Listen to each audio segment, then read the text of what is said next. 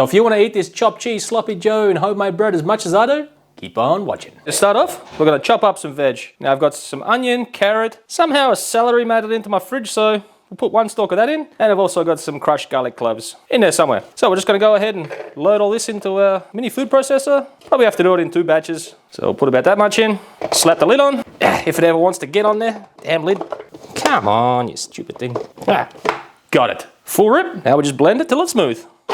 Just want to go ahead and give sides a scrape down, slap the lid back on, and keep on blending. Okay, once you finish blending it up, set it aside. Next, we're going to slice up some bacon. Now in Austria, you can buy little chunks like this, or you go to the deli and you can actually get it sliced for you. At the rest of the world, you want to get some thick cut bacon, and you want to mince it down into nice little cubes. Also, if you're in Austria, this is called Jausenspeck. All right, once you've got it all cubed up, you want to set it aside. So first thing we're going to do is get the bacon in. So we're going to put it in the pan, then we're going to add some water to it, because we don't want this bacon to get too crispy. We just want to start to render the fat. Now we're going to turn the pan on. I haven't plugged my pan in yet. Okay, now we're going to get the pan on a medium heat, and once the water's evaporated, the bacon should have started to render, and then we'll jump on to the next step. Once most of the water's evaporated, you actually hear a change from like more of a boiling to more of it'll be like a hard sizzle. And then that's when you know all the water's gone, and the bacon's actually starting to fry in its own fat. Now I'm just at that point, so now it's time to add the mince. In Austria, you buy the mince pre-mixed, which is 50% pork, 50% beef. Everywhere else in the world, you just buy a pack of pork and a pack of beef mince. Mix it together. We're just going to get this meat stirred in and get this browned off. So the beef's nearly done. And I know it's nearly done because you can hear it change. It gets a little bit quieter and it almost gets like a deeper sizzle to it. And that's when you know it's finished.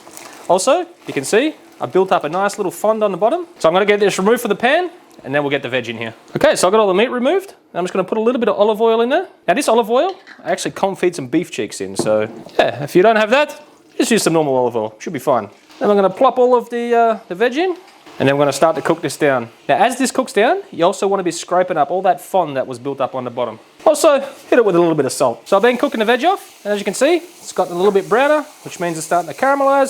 So I'm happy to go on with the next step, which is putting some tomato paste in there. Now I'm just going to scrape all the veg to the edges, and I'm going to put a couple of big squirts of tomato paste straight in the middle. That's about 2 tablespoons, I would say. So we'll just let this cook off for a minute, and then we'll incorporate it in. You really want to cook off that raw tomato paste taste. So we'll get that all mixed in. So while you're doing this step, don't be afraid to add a little bit of water if things go on a bit too quick. Because what you really don't want is anything to burn on the bottom, because that's going to affect the whole flavour of the dish. So just go ahead and just add a little bit of water to make sure nothing's burning on the bottom of the pan. Okay, so once you've cooked the tomato paste off for a few minutes there, and you've got it all incorporated into the other veg, you're going to go ahead and add your meat back. Make sure you scrape any fat that's left over in the bottom of the pan too. You want to keep all that in the dish. You don't want to be discarding any of that. Add some red wine.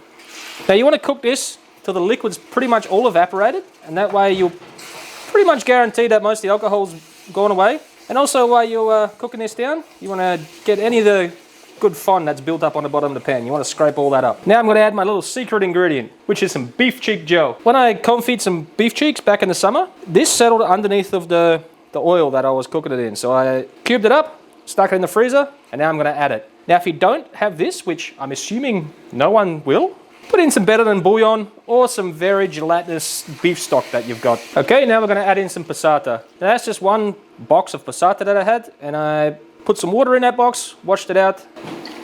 So I'm just going to be adding this, and now we're going to bring it up to the simmer, and then we're going to let it blip away on the stove there for the next couple of hours. Make sure you come back and check it every now and again, just to make sure nothing's drying out. If it is, add a touch of water to make sure nothing's sticking. To make the bread, we're going to put some tepid water into the stand mixer bowl. Then we're going to crumble in some fresh yeast.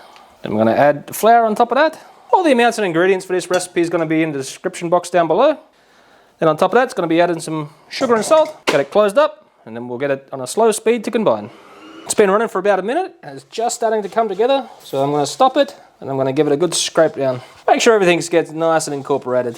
All right, close it back up. Keep on mixing. Okay, the dough's been mixing away for about 10 minutes now. Now I'm just going to scrape it down off the hook, and we'll get it turned out onto the board. So we're just going to bring the dough into a nice tight little bowl.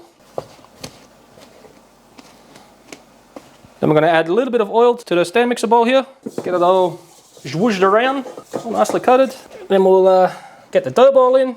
We'll get that turned around a few times, get that nicely coated in oil. And then because it's getting into winter time here, I'm going to be using plastic wrap because I feel that in the winter time, the plastic wrap helps the dough prove a lot more than just putting like a dinner plate or another kind of lid on top.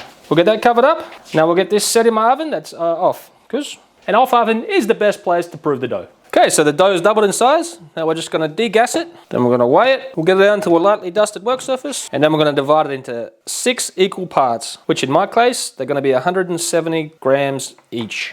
Okay, once you've got them into 6 equal portions, you just want to go ahead, roll them into nice tight little balls. Just by rolling them in your palm like that. And you want to sit them at the top of your board. It's lightly floured.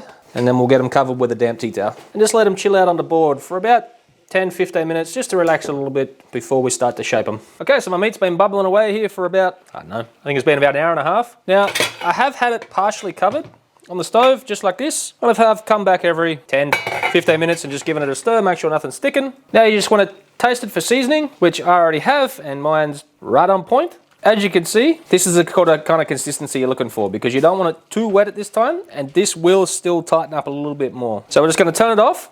Now the best thing to do would be to leave it overnight, but because I'm going to be eating this the same day, I'm just going to sit it on the back of the stove for a few hours until we're ready to use it. Okay, so I've had my dough balls resting a little bit. So now we're going to form the bread, which you just want to, I would say, that big, maybe a little bit smaller. So we're just going to stretch and pull until we get it into a bigger rectangle shape. I'm just going to start to roll it up. So you want to roll it over on itself and pinch it a little bit and pull back and roll and pinch and roll and pinch. Now if any air bubbles form that you see, go ahead and pop them, because you don't want a hole in your bread once we finish cooking them. Just keep rolling and tucking until you get it all the way to the end. Okay, so when you get to the end, you just want to pinch the seam closed on the bottom, then you want to have it seam side down. Now, I'm not making baguettes here, and the reason why I'm not saying I'm not making baguettes, because I'm not making the ends pointy. I like my ends more squared off for this kind of sandwich. So, once you get them all lined out and even, I've got my little handy dandy bread pan here that I'm going to cook it on. So you just want to lay it on there, and again, pinch any bubbles you see. Now because I'm making 6, you want to make the length about half the size of the pan, which I have here. I'm going to go ahead and roll the rest out. You just want to cover them with your damp tea towel again, and then we'll let these sit on the bench while we get the oven preheated. Dough's been rested on the bench here for about 15 minutes while my oven's come up to temperature. Now we're going to go ahead and score it. Now, because I don't have a razor or razor sharp knives, I'm going to be using this serrated one, which works just fine. So we're going to go ahead and give them 3 cuts on each one.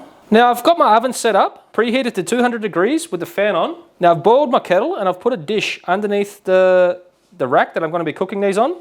As soon as I put these in, I'm going to pour water in that dish. So we're going to give them a good dousing of water. So we're going to stick these in the oven and pour water in that bottom rack. It should take about 10 to 12 minutes to cook. So the bread took closer to 15 minutes to bake, and now I'm just going to lightly brush over some melted butter over the top. When I cut the bread, I had a look at my bread, and I seen that this is the straightest side, so I put my cut on the other side. So when we open it up, it'll open up nice and flat. So we're going to go toast this on the flat top, get a nice little toast on the inside. All right, so when your flat top runs out of gas, carbon steel pan's your next best option. So we're just going to melt some butter down in there, and once your butter's melted down, we get the bread right down there, and make sure you push it down nice and flat so you get good browning over it. Okay, after you toasted up your bread, you want to put a little bit of ketchup on it and a little bit of mustard. So now we're going to get the meat in the pan, and we're going to make 2 piles about the length of the bread that we're using. You just want to form the meat into 2 long piles. Once you've warmed up one side, you just want to try and turn it around best you can, and you want to lay on the cheese of your choice, which my choice is Emmentaler. It's always going to be Emmentaler. Okay, just to help the cheese melt a little bit quicker, we're going to stick a lid on. Okay, once your cheese is all melty, you want to scoop it into your bread as best you can. This is much easier to do on a flat top grill, but melty cheese stretches, so we're going to get good coverage anyway. Oh yeah. So usually the chopped cheeses are wrapped up before you eat it, but it took long enough to make, so I ain't going to wrap nothing. It's exactly what you think it's going to be. Super indulgent. The bolognese is just super lush and fatty. The one thing I was worried about is putting the mustard and ketchup in there, but don't skip on it. The mustard and ketchup actually helps cut through all the fat of this sandwich. But now, just let me tuck into it. I can't wait any longer. It's too damn good.